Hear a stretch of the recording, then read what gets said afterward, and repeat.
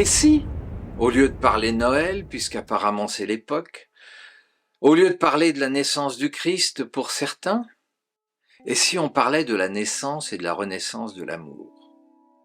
Le monde est à feu et à sang. Croyez pas que ce serait important de se poser les bonnes questions? Voilà 2 ans, 3 ans, que tout explose, tout part dans tous les sens. On nous divise, on nous monte les uns contre les autres.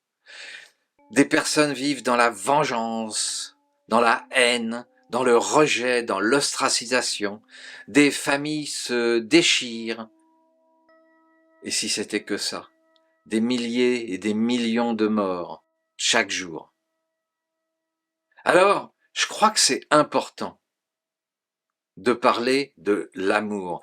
Et l'amour pas seulement en tant que émotion, pas seulement en tant que sentiment, pas seulement en tant que relation. Si l'amour était une puissance quantique qui pouvait changer les choses, une vibration qui fait que si on s'y mettait à plusieurs, on pourrait bousculer le monde. Et c'est intéressant de voir que parfois, quand on lit certains livres, notamment la Bible, eh bien, sous un angle quantique, on peut y découvrir bien des secrets, peut-être même des réponses aux problèmes auxquels nous sommes confrontés ou aux problèmes qui nous sont imposés.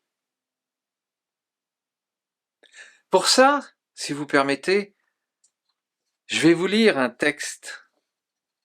Oh, vous le connaissez sans doute, c'est la première lettre de Paul aux Corinthiens, chapitre 13.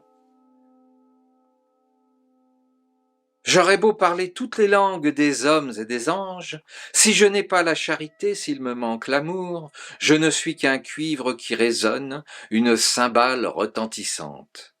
J'aurais beau être prophète, avoir toute la science des mystères et toute la connaissance de Dieu.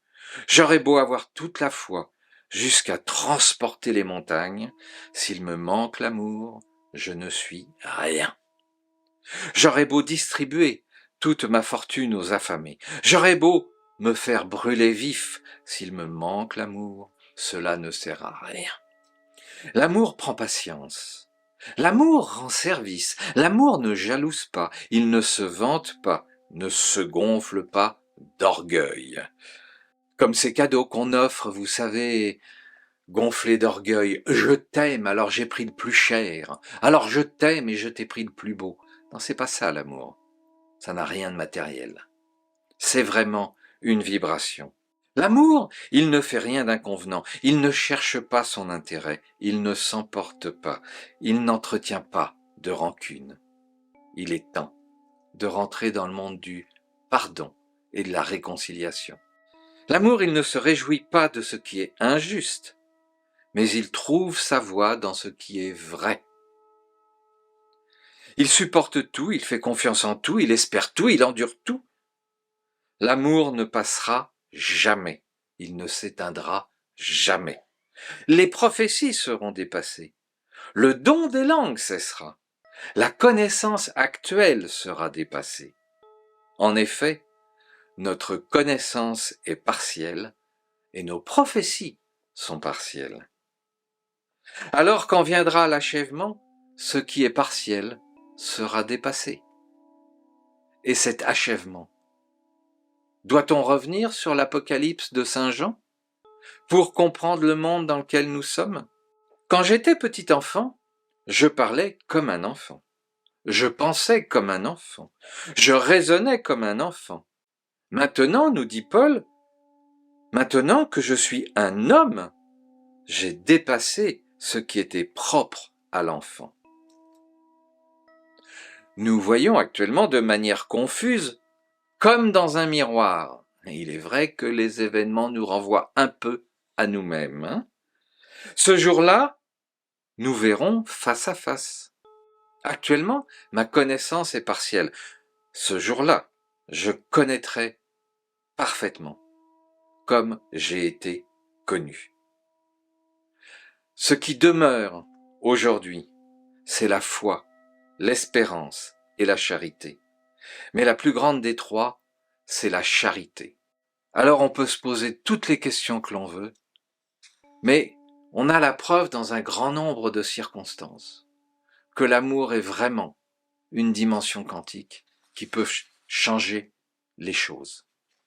Et nous avons là, dans la Bible, un certain nombre d'exemples.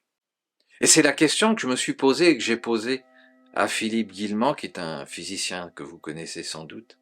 Jésus était-il un grand prêtre quantique? Avait-il cette puissance que nous avons en fait, chacun en nous, de changer les choses par la qualité de nos pensées, par la puissance de notre amour et par le fait d'être aligné dans notre cœur, dans notre âme et dans notre esprit. J'en parle, si vous voulez en savoir plus, dans mon livre « Le réveil a sonné ». La réunion des cœurs, des âmes et des esprits est en route, parce que la vie est plus forte que tout. Et nous aurons peut-être des épreuves à subir, mais l'amour va nous réunir. Les cœurs, les âmes et les esprits vont se réunir. C'est pour ça que beaucoup cherchent à nous diviser, à nous ostraciser, à nous monter les uns contre les autres, à nous traiter de tous les noms. Revenons à l'essentiel, à la puissance quantique de l'amour. Je vous laisse réfléchir là-dessus.